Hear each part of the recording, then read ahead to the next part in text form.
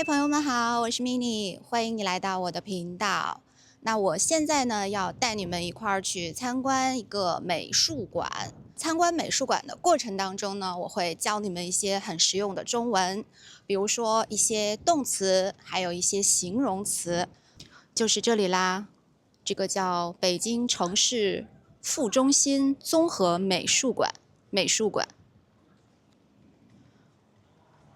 然后这里是美术馆的正门，这里贴了一个标识，写的是开馆时间。那我教你们这样的时间用中文可以怎么说？开馆时间：上午10点到12点，下午1点到5点半。这个横线我们说到10点到12点。那我们现在进入美术馆来参观一下。我们这儿一共有几层啊？2层。好。谢谢。哇，一进来感觉非常的开阔，而且现在没有人，非常安静。我们看这边墙上，我的左手边的墙上有特别多的美术作品，这些都是美术作品。这里有一面镜子，哇，这里拍拍照片应该很好看。这上面写的是这个展览的名字，叫做《片格之外，万象入怀》梵杯鲁艺术展。梵杯鲁应该是艺术家的名字，这个应该是他自己的个人作品展。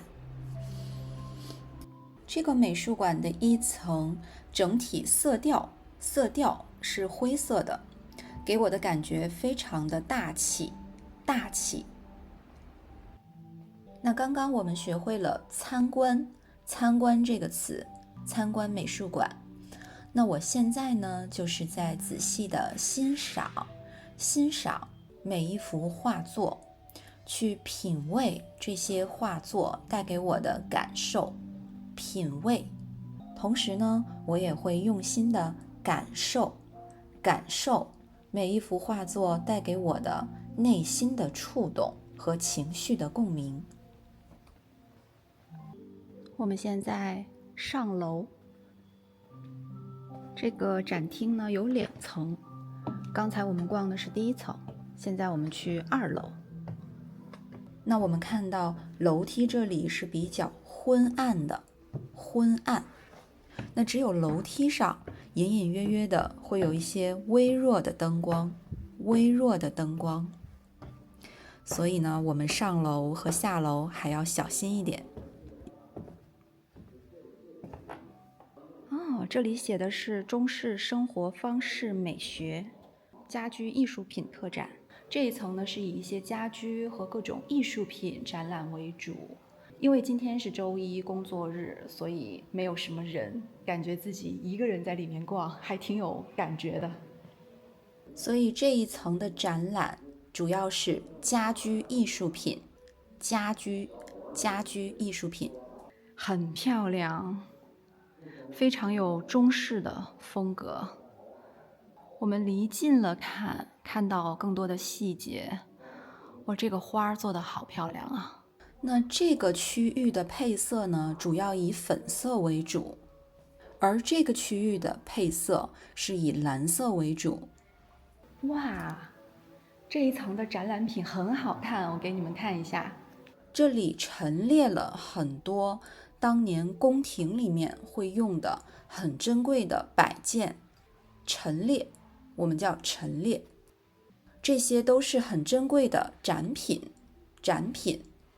他们的做工非常的精细，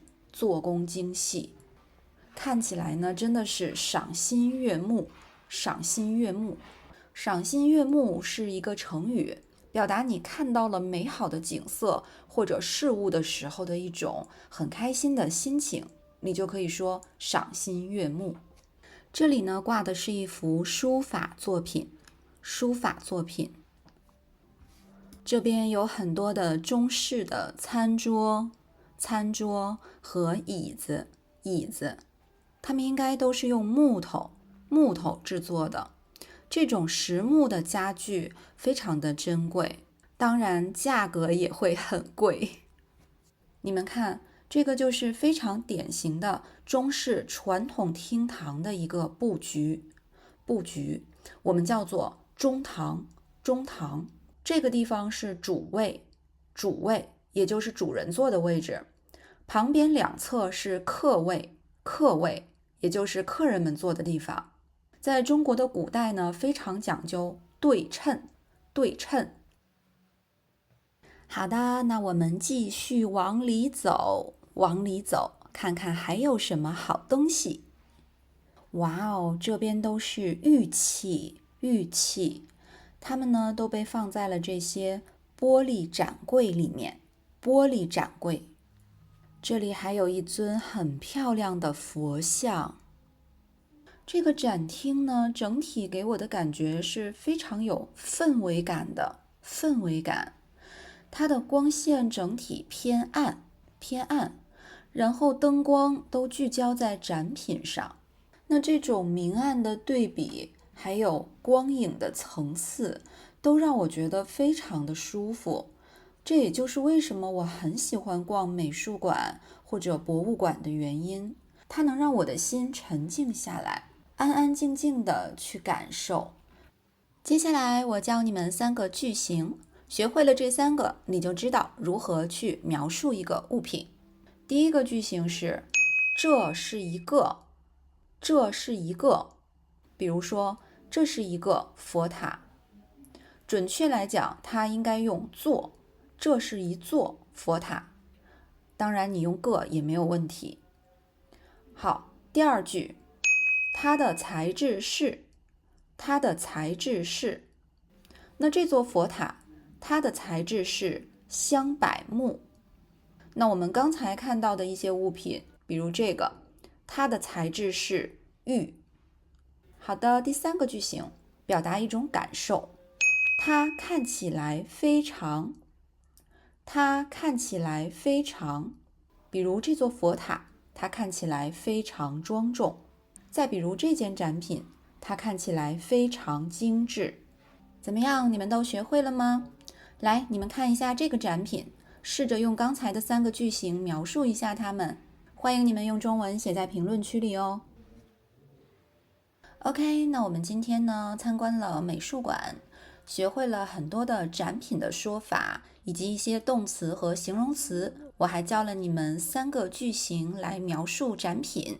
如果你也喜欢这种沉浸式的学中文的方式，记得要关注我的频道哦。我是 Mini， 我们下期节目再见，拜拜。